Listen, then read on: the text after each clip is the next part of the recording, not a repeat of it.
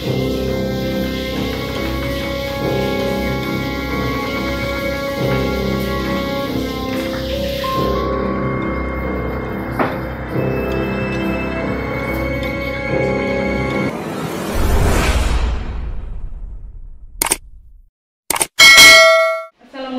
warahmatullahi wabarakatuh. Kembali lagi di channel saya. Hari ini masih dengan narasumber yang sama, yaitu Mbak Ika. Nah, Mbak Ika ini akan bercerita pengalaman yang dialaminya beberapa waktu yang lalu. Nah, biar nggak penasaran, ikutin terus videonya dan ikutin terus ceritanya. Tapi sebelumnya jangan lupa di subscribe, like, komen, dan share. Oke, assalamualaikum warahmatullahi wabarakatuh. Waalaikumsalam warahmatullahi wabarakatuh. Terima kasih sudah mengikuti channel dari Mbak Sutriani. Hari ini saya akan berbagi cerita dan pengalaman yang saya lihat bersama tetangga saya. Nah, pada kesempatan ini saya pengen bercerita tentang sebuah rumah yang dikontrakkan. Kosong. Rumah ini yang punya rumah memang dia tidak tempati ya, jadi dia bilang kalau memang ada yang mau tinggal boleh, kalau ada yang dapat orang mau kontrak boleh. Nah, dari pengalaman-pengalaman setiap tahun dan setiap tahun, rumah itu selalu ada yang kontrak, tapi tidak pernah full, paling banter 3 bulan paling lama. Nah, sebentar kita coba melihat rumah itu ya, apakah memang rumah itu angker, mistik, atau horor begitu ya, karena bukan 1-2 orang yang melihat, termasuk kita tetangga-tetangga juga biasa mendengar suara-suara aneh. Nah, suara-suara aneh yang biasa terjadi di rumah itu, kalau malam itu bukan suara ya, kalau kayak keran air itu dia mengalir sendiri, keran air, terus suara anak-anak kecil yang berlari-lari dalam ruangan, terus suara orang menyapu. Nah, itu dia selalu terjadinya di malam hari, di siang hari. Jadi orang yang tinggal di situ tidak pernah ada yang betah karena ketakutan. Selalu Iya. Jadi kalau malam itu mereka kadang intip apakah ada orang yang mau iseng atau orang mau mengganggu ya, tapi memang itu murni dan bukan rekayasa manusia ya, memang tempat itu berpenghuni. Nah, untuk cerita lebih lanjutnya nanti kita coba lihat ke sana. Nah, jadi waktu kejadian orang kontrak pertama itu ya, suami istri, anak 1. Jadi ya namanya rumah itu biasa kan memang berpenghuni, jadi tadinya kita kira memang penghuninya ya lumrah lah ya, seperti rumah-rumah pada biasanya. Tapi ternyata yang ditakutin ibu ini sampai dia pindah karena anaknya suka bermain tengah malam itu, anaknya suka main di ruang tamu.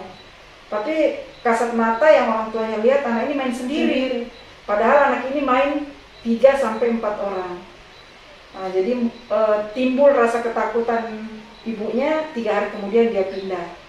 Nah, dicoba konsultasi sama pemilik rumah. Sepertinya pemilik rumah ini juga tahu kalau dia seperti itu, karena dia sempat tinggal di rumahnya itu, dia juga selalu merasa terganggu seperti itu. Nah, setelah itu ada tukang, satu keluarga dipercayakan sambil mengurus rumahnya itu, tinggal di rumah situ. Nah, pada saat itu tukang ini suaminya pergi malam, istrinya sendiri di rumah sama anak-anaknya. Istrinya diganggu, pemanas nasi itu dia lagi masak, pemanas nasi itu baru dikasih masak belum berapa menit, dia suaranya sudah menggebu kayak mendidih seperti itu. Tapi karena dia selalu tidak mau rasa takut karena banyak anak-anaknya. Nah, 3 hari kemudian itu yang mengalami lagi istrinya lagi, karena istrinya lagi hamil besar. Dia melihat dalam rumah itu seperti terbakar, seperti kebakaran. Dia sempat cerita, tapi kita percaya tidak percaya, tapi kita percayanya itu karena melihat dari orang yang silih berganti kontrak, selalu kontrak 3 bulan, 2 bulan, tidak pernah ada yang sampai mau setahun, tidak pernah. Jadi orang tukang ini pindah. Setelah dia pindah, masuk lagi orang kontra. Orang kontra itu sama orang tuanya, tapi anaknya sudah gadis. Itu bertahan 3 bulan lebih, dia telepon orangnya minta kembali uangnya karena sama juga yang dia rasakan itu sama, diganggu. Jadi memang di rumah itu posisinya hampir sudut. Di ujung itu ada seperti, sebenarnya bukan danau ya, tapi karena sudah dikelilingi sama perumahan-perumahan, jadi dia tempat tampungan air. Seperti itu, seperti danau-danau buatan, bukan buatan juga karena sekelilingnya itu memang sudah ditimbun ya. Nah, dia bersampingan sama itu. Jadi kalau malam, jadi kita tetangganya itu kayak tambah mistik ya, karena memang sudah banyak juga tetangga yang melihat kejadian di rumah situ itu seperti itu. Yang kita takutkan itu melihat seperti kebakaran, padahal dalam rumah itu tidak terbakar. Jadi orangnya datang, kebetulan yang punya rumah ini memang tinggal di luar kota, bukan di tempat ini.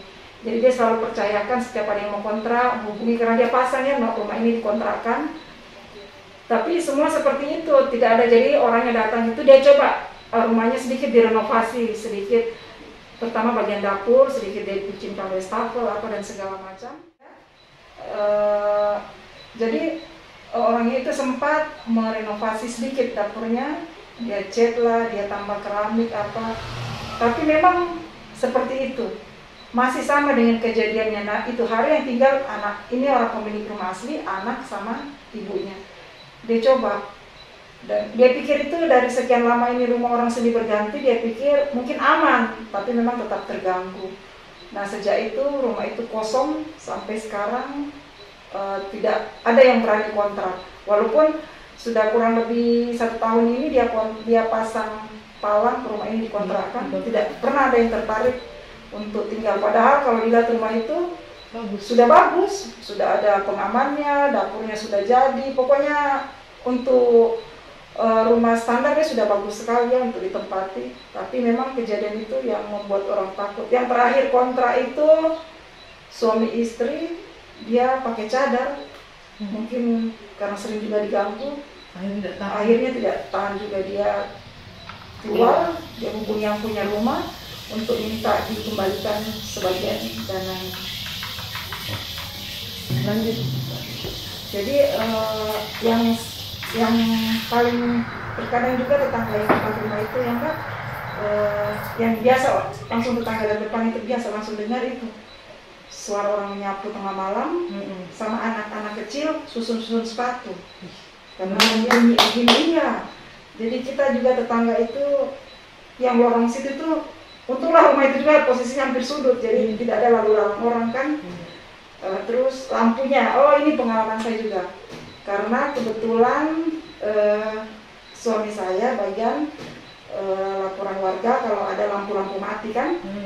Jadi rumah itu hampir sudut, jadi setiap kita pasang balon paling banter 2 hari mati. Dicoba lagi diganti bulan depan, paling banter 1 bulan mati. Sedangkan kita di sini hampir depan rumah saya hampir kurang lebih sudah mau 2 tahun belum pernah diganti. Jadi dicoba hubungin pihak PLN, ditanya apa ada yang salah pasang kabel, ternyata tidak ada. Memang lampu itu, jadi setiap dikasih di rumah kan kayak iya, enggak, kayaknya dia tidak mau terang. Jadi setiap dipasang balon jalan, dia bunyinya kayak kestrum itu mbak, begitu mbak. Iya, jadi tidak pernah stabil. Jadi biasa tetangga melapor, Bu, bisa minta tolong diperbaiki. Saya bilang rumah yang mana? Dia bilang itu rumah yang berpenghuni. Jadi semua orang hampir kenal dengan rumah itu. Nah teman-teman, itulah tadi cerita dari Mbak Ika yang sempat viral di daerah sekitar rumahnya. Saya akan mengajak juga untuk melihat rumah yang saya ceritakan tadi, yang memang membuat heboh, membuat kita sedikit takut dalam kompleks.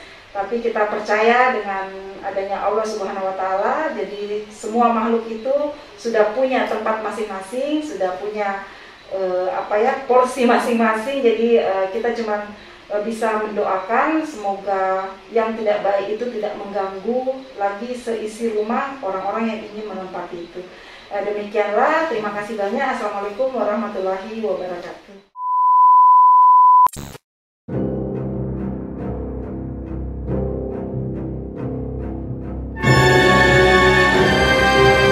Ini sekarang kita menuju samping rumah yang saya ceritakan tadi ya.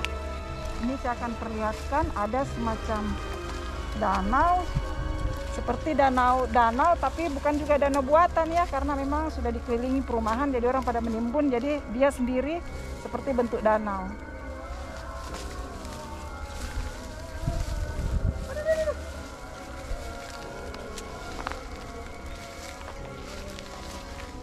Nah, rumah yang saya maksud, nah inilah danau yang saya ceritakan tadi ya.